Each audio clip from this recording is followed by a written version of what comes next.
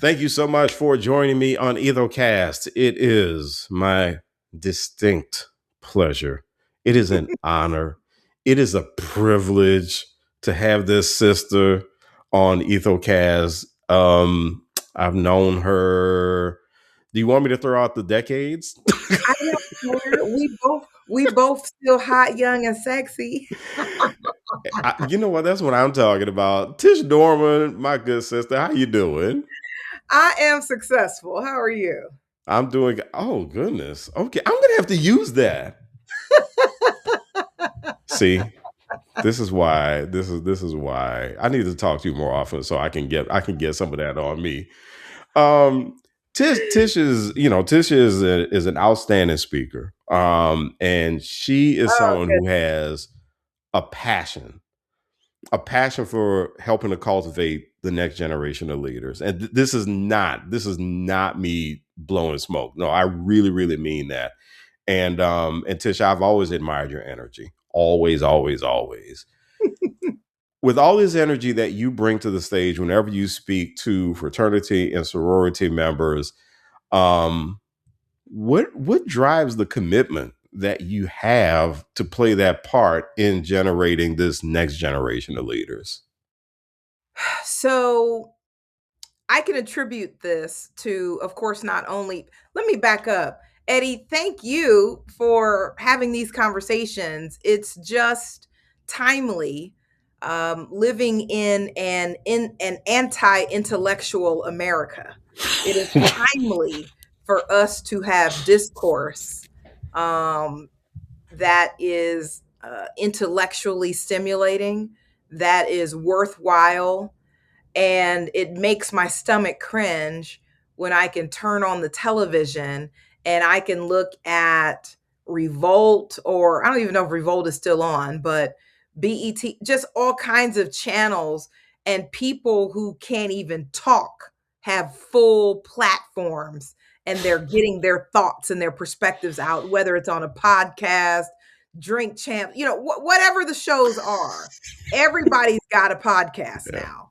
And so I am grateful to you for continuing to have conversation, and not saying that this is, oh, us educated people and people with degrees, we better than you. No, that's not it.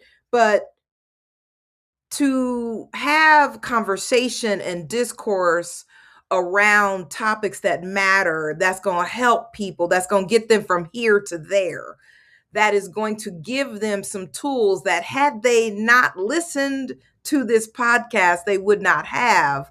I commend you for that. And I thank you for creating these platforms where somebody's going to be watching this replay, right now, might be a week later, might be a year later, and they're going to get some perspective and some value and some insight on topics that maybe them and their friends aren't talking about.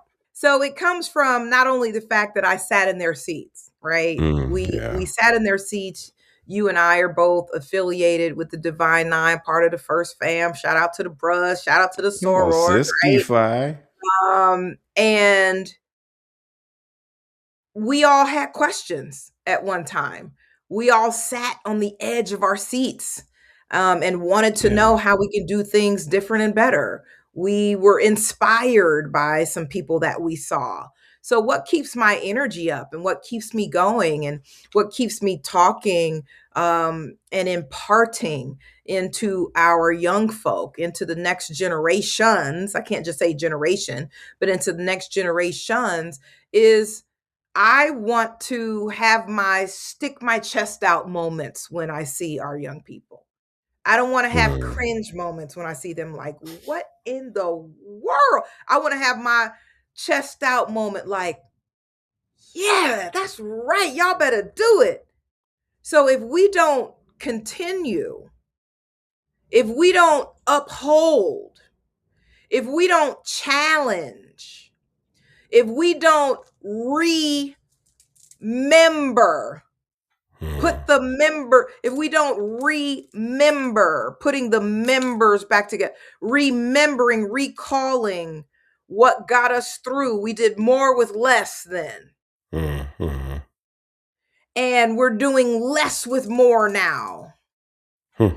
If we don't do all of those things collectively, Hmm. then how are they going to know? So I use these opportunities when I get in front of our beloved, right? To show them the way. Yeah. Why did grandmama put sugar in her spaghetti? Why did grandmama put that little secret spice in her potato salad? Why did she put that little piece of garlic in that sock and put it in your backpack or in your pillow when it was like whatever the little secrets are, right? People were better for those home remedies. People were better for those little secrets, sprinkle the little seasoning in the that those things get passed along. So you and I, we pass those things along. So if Hmm. they don't get passed along, they're not gonna get passed along, right? Mm. Mm. So let's back up a little bit. Let's back up a lot bit. Let's talk about, because I forgot to ask you the most basic question. What made you want to be a woman of Alpha Kappa Alpha? Oh, that's a great question. I literally, it wasn't something that was, college based. I remember as a child seeing, being awakened. Let me back up. Here's how the story goes. The blizzard of the century in Cleveland, Ohio, when I think I was 7 and my sister was 8. My aunt, my mother's sister, and our aunt, their aunt, but she was young, so they were almost more like sisters, our Aunt Phyllis. So Aunt Phyllis and Aunt Brenda drove from Cincinnati to Cleveland in what we knew as the blizzard of 81 or something like Mm. that. In my aunt's husband's silver Cadillac Fleetwood, okay? And those two ladies, it was so exciting that they came to Cleveland. And it wasn't the typical time that the family comes to Cleveland. It's the summer, it's Easter. This was in like November or December or January. And we're like, why are Brendan and Phyllis here? Hmm. So they were there. The next day, I know my mom came and woke us up. It was so late at night because once again, I think I'm 7, my sister's 8. And they woke us up and they took pictures, and my mom had a white dress on.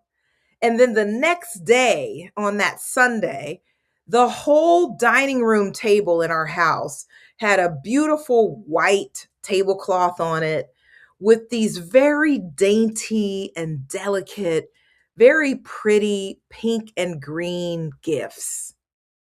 And I was just like, "What is it? It's magic." I didn't know what was going on. I just knew my favorite aunts were in town during an off season, no family. It was just those 2 ladies.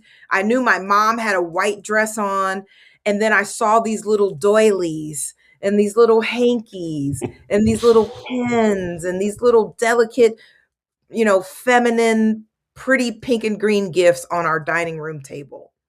And that was my first introduction to Alpha Kappa Alpha. The Mm. early initiative of Alpha Kappa Alpha was the Job Corps that really went down in history as one of the premier service programs that Alpha Kappa Alpha put out to give young people an employment pathway, who otherwise Hmm. would not have those opportunities, disadvantaged youth, marginalized youth. Well, that was started in Cleveland, Ohio, at the Alpha Omega chapter. The first graduate chapter of Alpha Kappa Alpha was in Cleveland. Hmm. So I remember even going to church, and the way that we would go to church, mama would always say, "There's our building right there. There's our building. That's the Job Corps. We have that building." And in the front glass of a building, kind of similar to what you would see at a department store, you would have Job Corps, and you'd have pictures of young Black teenagers, and you'd have different accoutrement artifacts and stuff in the door, in the window, in the case, but it was all pink and green. So I kind of connected that with what I remember seeing, and then my mom would have us in the fashionetta, and she would be rehearsing and planning and having, all of the work and service projects. And the fashionetta was another youth program that Alpha Kappa Alpha would put on. So I remember going to that stuff. I remember hearing about it as kids. And so after that, there's, what you gonna do when you go to college? What you gonna do? What you gonna do? So every woman in my family that is blood, Eddie, Mm. is an AKA. I have an aunt who is a Delta, but that is my uncle's wife. Mhm. To be clear. She is not blood. That's hilarious. And we love her just the same, but she's my godmother, but Yeah. she is a Delta. And of course, we have jokes for days, even still to this day. But Yeah.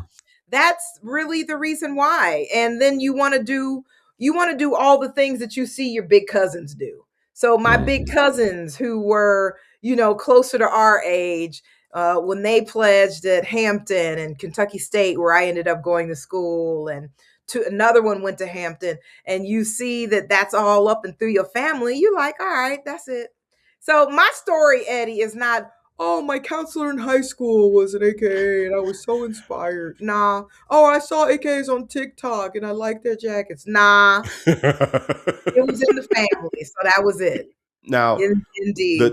the topics that you highlight when you talk to fraternity and sorority members, they contribute heavily to making sure that they have healthy campus communities. And Yeah. so when you take a look at the qualities that are needed for fraternity and sorority members to contribute to a healthy campus community, what are those to you?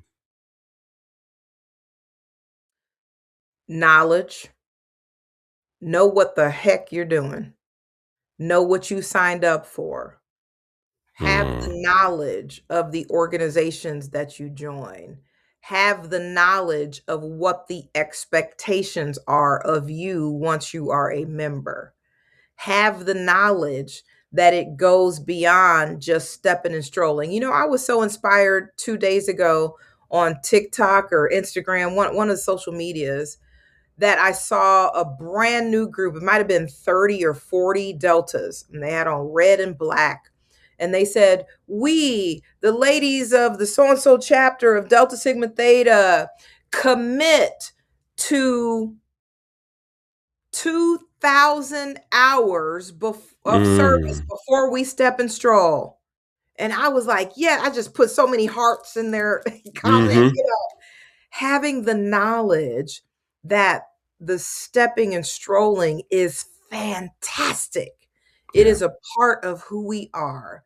Our performative culture is what sets us aside. And it is part of what makes Black Greekdom a phenomenon, right? hmm But the service is the reason that these organizations at the core existed. Yeah. Okay. So if you don't have knowledge of that, then you're probably not going to live out in that experience to the best and highest version of yourself. So I would say knowledge. I would also say balance. It's going to take that, because depending on if you're at an HBCU or a PWI, your Yeah. responsibilities might be different. You might have to be president of your chapter and of nphc on the council on campus. You might have to figure out what your sustainability process is, because out of a chapter of 10 you have 4 people who are graduating next year, or 4 people who are hmm graduating this year. So what are you going to do Yeah. with a chapter of 6 people? Or and you're not planning an intake, or no one's Yeah. interested in joining. So there are sets of unique challenges that our organizations face. So I would say the balance, in addition to the knowledge. I would also say something else that would make a successful NPHC experience too would be to recruit without recruiting. Um, show up and invite those other African American leaders on campus who are killing it in the science department, who are killing it on the football field, who are killing it with the Young Alumni Association, who are killing it with the UNCF or the Thurgood Marshall Scholarship Fund, who are killing it in the research department or in their ag department. Find those superhumans, find those superstars, and then do what? Invite them to come and study with y'all on Tuesdays in the library. Invite them to come to your service organization when it's open to the public and you all go read books to the little kids. Whatever the open public or events that you're doing on campus, the vision board parties, whatever the public things are, invite those people. You don't have to say, hey, I'm a Zeta and we're gonna, no, you just say, hey, listen, my name's Erica Jones. I am a part of this organization, and on Tuesdays we do this. For my Yeah. brothers who are watching and listening right now, hey man, how you doing? My name Mhm. is, every Wednesday we wear quarter zips and a tie. We got quarter zip and a tie Wednesdays. You want to join us? Come on, join us. We do it every Wednesday at this time. Y'all come Yeah. see us out. Check us out. This is for all the Black men on campus. You know, whatever the thing is in terms of programming, my ponytail is not letting me be great, Eddie. Sorry. Whatever that program, I'm trying to keep putting these bobby pins in it. Sorry, everybody watching. That's all right. But that's how you subtly recruit without recruiting. And what you Yeah. end up doing is you end up planting a seed to someone who would be an asset to your chapter, but you do it in a way by inviting them to some of your constructive programming on campus so that they can see at the heart of it who the organization really is. You know, it's funny you bring that up because Edson, our boy, Edson O'Neill he and I did presentations about that at SGLA and NGLA. And we talked about how recruitment isn't a bad word. You have to, at some point, you're going to have to do it anyway because you are going to have to invite somebody. But it was really interesting to, it was really interesting to see people kind of resist that in those sessions. And then one of the things that we brought up was, listen, if you have this thing where you want everybody to come to you and you have the shy kid who has a 4.0 and who does service and he doesn't want to come talk to you because he doesn't know what to say because he's intimidated, and then he graduates top of the class 4.0, you missed.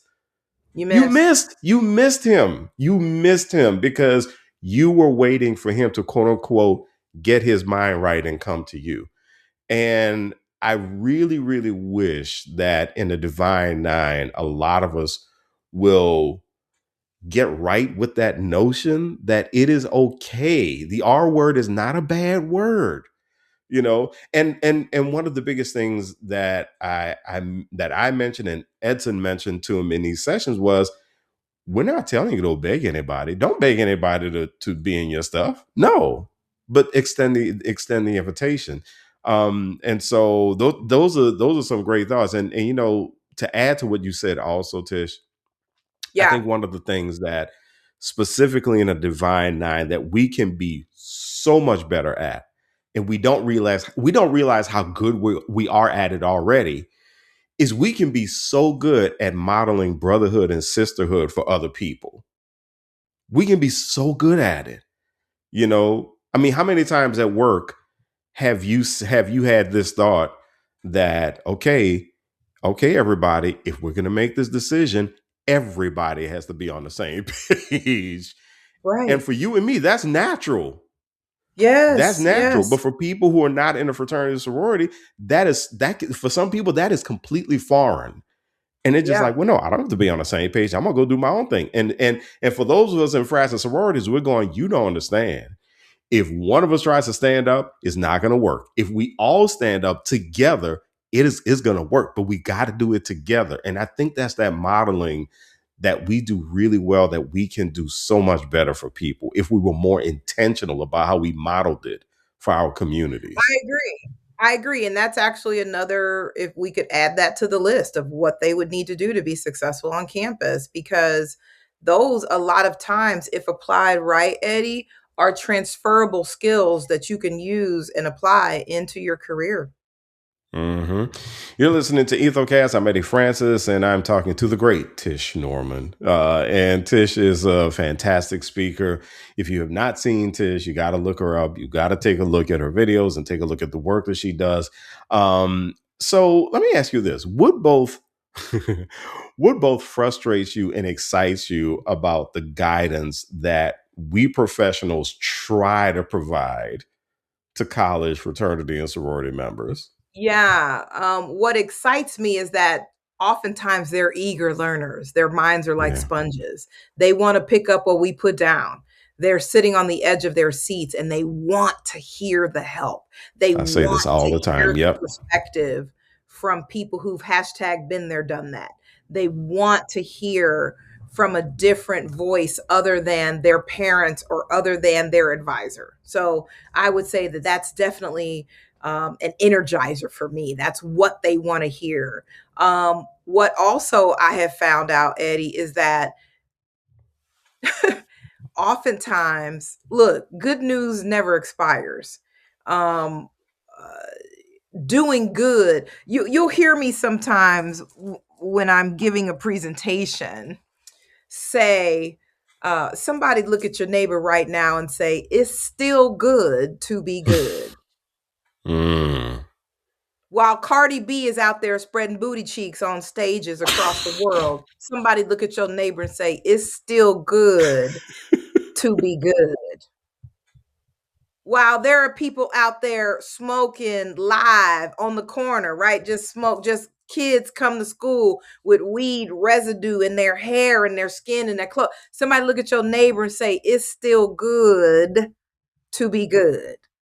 So when we talk about virtues that don't expire, when we talk about mindsets and behaviors and approaches that no matter that we're living in this digital age, when we come and talk about that and or introduce it or remind you of it, something might trigger that, oh, that's what my grandmama used to say. Oh, that's what my mom taught me a long time ago. Oh, my favorite professor just told me that last month. It's confirmation for us. It's confirmation for them that whoever said it before we did was trying to show you the way. So that what I would say doesn't frustrate me. That still inspires me. But what would frustrate me, for example, would be if they, which sometimes young people do. I got it. I know it already. I don't need to be taught. You Yeah. know that thing? Yeah. Yeah. Um, but I don't know if I get that response so much. I will give you this example and then I'll yield. I spoke at, and hell, I'll say it, I don't care. I spoke at North Carolina A&T a couple years ago. And this is when Meg the Stallion was like really, really hot, right? And I said something in front. So we had an all nphc section. I don't know if anybody on here watching knows what the nphc community is like at North Carolina A&T State University. It's massive, like four Yes. or 500 students. Like it's I'm big. I massive. mean, That's biggest one of HBCU the in the biggest country. HBCUs, exactly. Hmm. So after we did a full session, we did a gender specific session. So there was a speaker that took the guys, I took the ladies. I said something, Eddie, about Meg the Stallion and how she's skankadank dank and how you don't see her face, you see her butt first. How does that represent sisters? It's terrible. But back in my day, it was Janet Jackson. When I tell you them girls came for me, I was like, I do not want no smoke. Those girls came for me. She's body positive. Why can't she express her sexuality and be proud of it just like a man does? Like you heard a murmur, like you heard a You heard a murmur over the whole crowd after I said something about Meg the Stallion. So in that particular case, what upset me was that they didn't see the big picture. They didn't see the big picture. I later, about 30 minutes after the speech was over and I was sitting down signing books, I pulled one of the sisters aside who was getting one of my books and I said, "Hey, I got a question for you." I said, "Now that it's just you and I think it's great that y'all love Meg the Stallion. You know, that's maybe who y'all are looking up to now in this generation." Now, mind you, this was about 3 years ago. I said, "Would you think that Meg the Stallion would get an honorary membership to your sorority?" And the girl was like, "I see what you mean." She was like, "No, Mm, never." mm, She was like, mm, "She would never get it."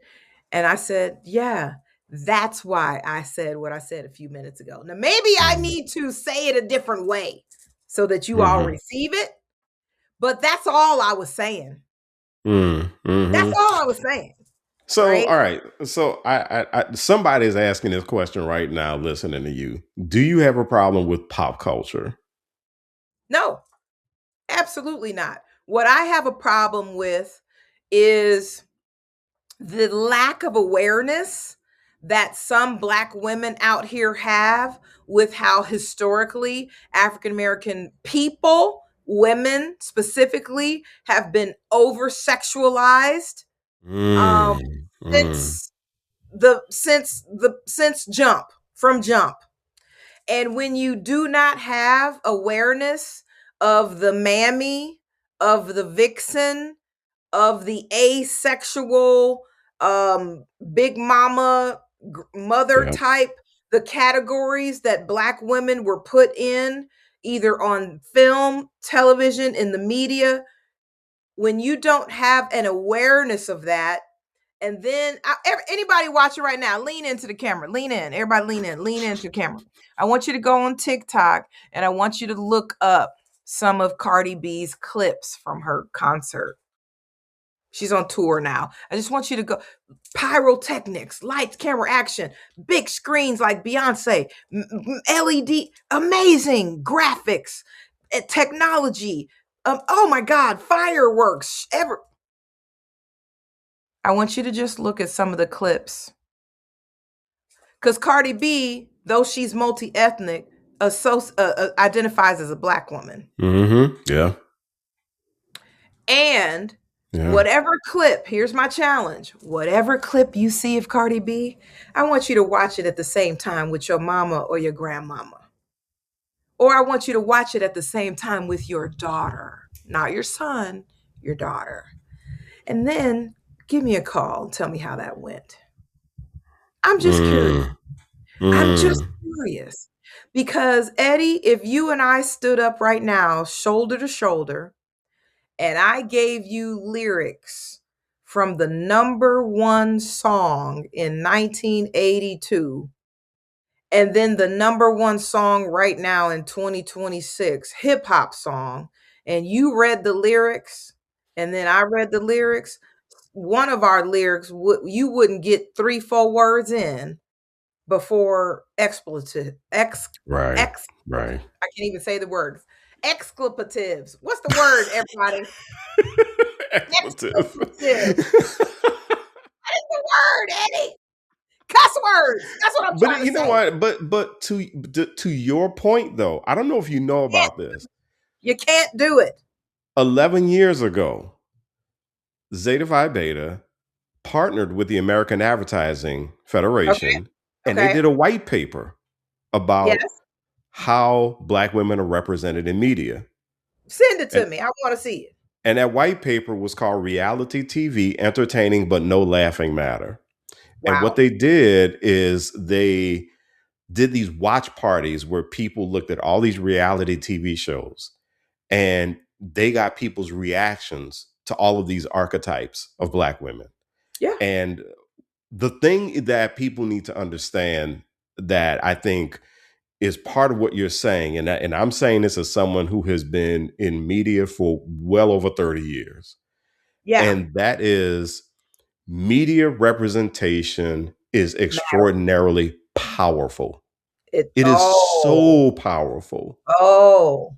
And so that is a lot. That is interesting because it goes back to what you asked that young lady. It's like, okay, you can defend Meg the Stallion. That's great. But do you want her to be a member of your sorority? You But know, she brought herself and up by her own bootstraps, and her mama died, and she really kept going, and she graduated from Texas Southern, and she's an inspiration. and these are all great. It's great thing. It's great that she has done what she's been able to do. But to your question is, and we know this as fraternity and sorority members, the way we represent ourselves counts, and it speaks volumes. And so, I, I, I, I mean, I can't tell you how many times just a simple act. I'm driving. There are a bunch of nutty drivers around me, but I Yeah. got this A/A/Zeta Phi Beta frame on my car. Now I want Yeah. to flip somebody the bird something awful, but I know if I do it, I know if I do it, if I road rage, it's going to be either that alpha or that zeta who's driving that car.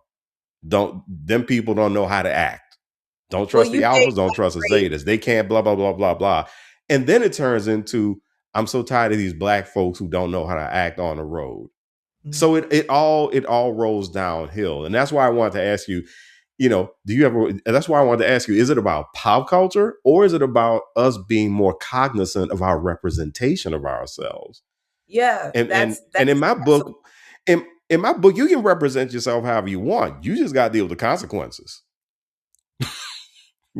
Make But your do people decisions. but do people understand that there are consequences? I'm not saying that everybody in the world. You know, a line that really stuck out to me in the movie Scarface was when he said, "You need people like me because I'm a bad you." When he got drunk in the club that night, he said, Yep. "You it's people like you. You all need to be able to point fingers at somebody like me and say he's a bad man. Don't be like him. You all need me." You need bad boys. And I think about that line sometimes because I know So everybody in the world is not going to be sitting on a lily pad.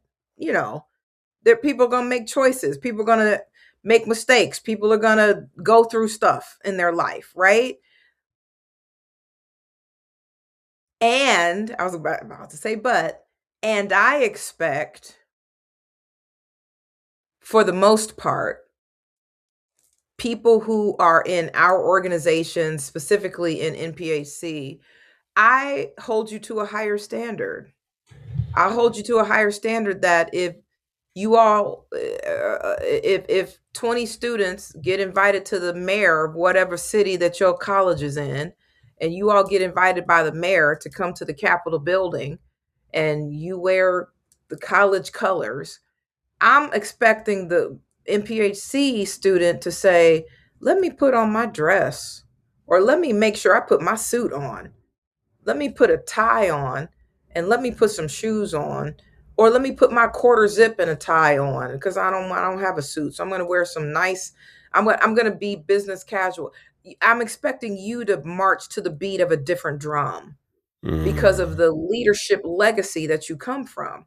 So my thing, mm, Eddie, that if I could say something that we talked about, what it exhilarates me or excites me, but what could bother me is the lack of awareness of what I just identified.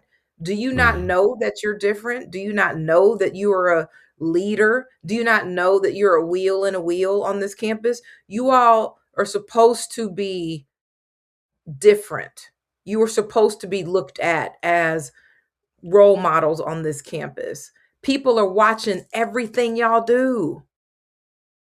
People are watching how you all dress, how you talk to people, how you step and stroll, if you on the honor roll, if you graduate in summa cum laude, magna cum laude, or thank you laude. People are looking at all that. oh, I graduated. Thank you, Lordy. Yep. And look at you now. You so crazy. But I mean, the two things to that, Tish. First of all, that's what we signed up for. It was all sexy when we at the interest meeting, and when I'm sitting there going, "Ooh, you mean to tell me I could be Martin Luther King's frat brother?" Yeah, that was real sexy then. And then I became one, and I'm going, "Oh, okay, okay. So I just can't do whatever I feel like doing whenever I feel like doing it, because now I'm representing a whole bunch of other dudes." you know, the other Right. thing is, and I say this all the time. But weren't you better for it though? Weren't you? Absolutely. I don't feel as if I have, because I think what some people may think is, oh, well, are you really being yourself? And the answer is yes. The answer is yes, because regulating yourself, self-regulation is a part of being yourself. And I know a lot of people don't believe that. We live in this world where everybody believes that authenticity is somehow automatically aligned with toxic behavior. So if I go out, if I sit on this podcast and I cuss up a red streak, everybody's like, "Oh, Eddie's being real." Mm, maybe not. Maybe I'm doing it for theater.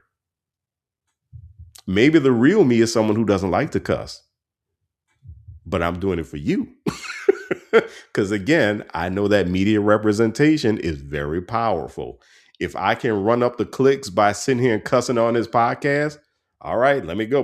Let me do it. So Oh yeah. I think, Oh, that's the whole thing now. What you just said. Like people are absolutely. acting out. People are acting out. People are doing outlandish stuff. People are doing all this stuff to go Mhm. viral for the gram, for social. Listen, some of the things, because I go back and think, I'm an ethnographer. So I look at why Mm. what they do. I look at cultures. I look at what the impetus is that makes people, like, for example, Jackass Yep. changed culture. It literally changed. What did we have before the show Jackass came out?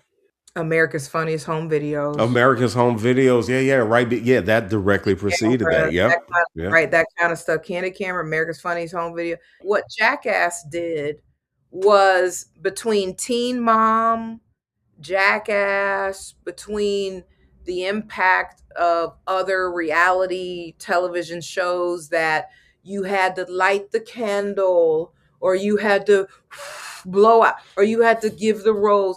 It was they were process of eliminate. People were dealing with rejection on high levels publicly in Yeah. all of these types of reality shows.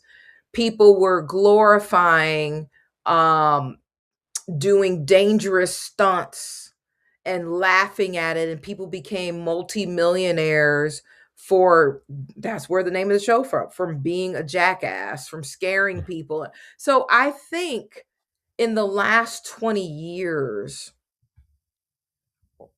reality TV and social media, it had its impact on everything. Just like if we're talking about Mhm. Greeks, nphc even now, but it had its impact on accessibility and the fishbowl into people's lives. It let us see that we're all in like a fishbowl. Everybody Mhm. can see what we're doing all the time. Everybody is accessible. So I think with all of those types of contributing factors, Eddie, where is the boundary line drawn? So there's so many shifts in the culture that have taken place that just like in homes, just like with family, just like in school, just like in the culture, it had its impact in NPHC. It had its impact Mm. in the affairs and the culture of black fraternalism, you know. Mm. Mm. So where do we say we shouldn't do that? Or where do we say, oh, it's okay? Or where do we say, nah, man, that's not cool? Or where do we say, come on, man, we got to do better than that? Or where we say, man, it's all right. Ain't nobody thinking about that. Where's the line? Yeah. Yep. Where's Yep. the line? And that is such a good question. So let's end this on a note Yeah. where you get a chance to dream. So, what is your dream? for fraternity and sorority members, all fraternity and sorority members? What is your All dream? adults too, alumni Yeah, or yeah, undergrads? just like NPHC, NPC, even IFC, even. But for Greek life overall, what is your dream for them as the future leaders of this world? Oh, wow, that's an amazing question.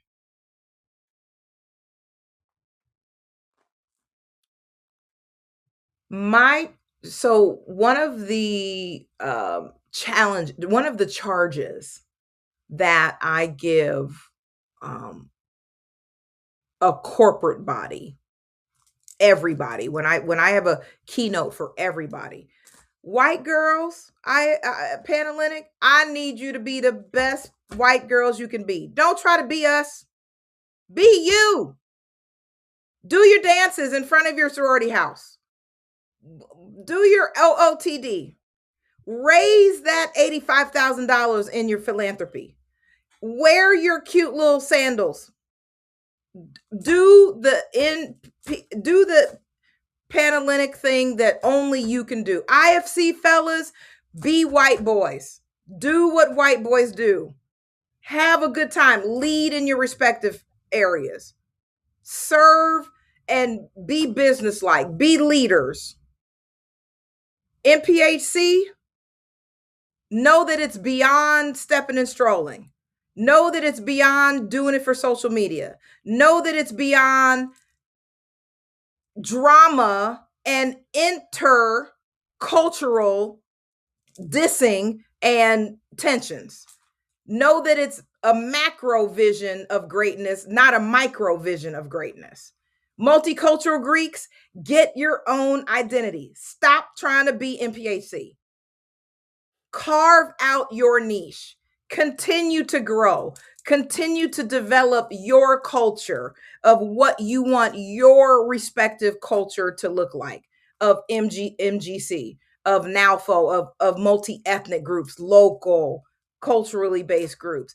Everybody can be great in their space. My dream would be for any racism to not exist anymore, from the majority groups to the minority groups.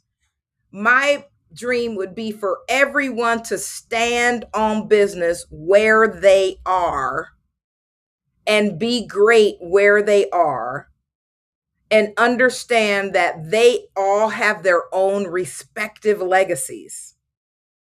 Don't try to be another group. Be great where you are. Understand and recognize that every council has their attributes. And as Greekdom communities, as organizations in Greekdom, rather, you can support one another. You can encourage one another. You can even collaborate with one another, but you won't be able to do any of that until you got who you are Hmm. locked in. So that's what my dream would be. I want to see another 115 years of MPHC. I want to see no more racist nothing ever coming from IFC. I want to see body shaming and mean girlness and excess and body shaming and money shaming and privilege shaming from Panhellenic. I want to see that die. And I want to see multicultural Greeks step up and say, we're a force to be reckoned with. Here we are. We not going nowhere, and we not trying to be like you, trying to step and stroll in a line and try to be stepping off beat. And no, do your thing. Don't try to do our thing. I want you to be fantastic by doing your thing. Develop your thing. That's what I want to see. That's my dream. My name is Tish Norman, and I approve this message. Tish Norman, speaker, educator, and author. Thank you so much for joining me on the Ethocast. Oh my gosh, absolutely. Listen, y'all want to holler at your girl? You can follow me on all social medias at Professor Tish, at Professor Tish, and at Professor Tish. All the socials. And then in LinkedIn, of course, is just Tish Norman. Eddie, thank you so much. This has been fantastic. All right, you got it, sis.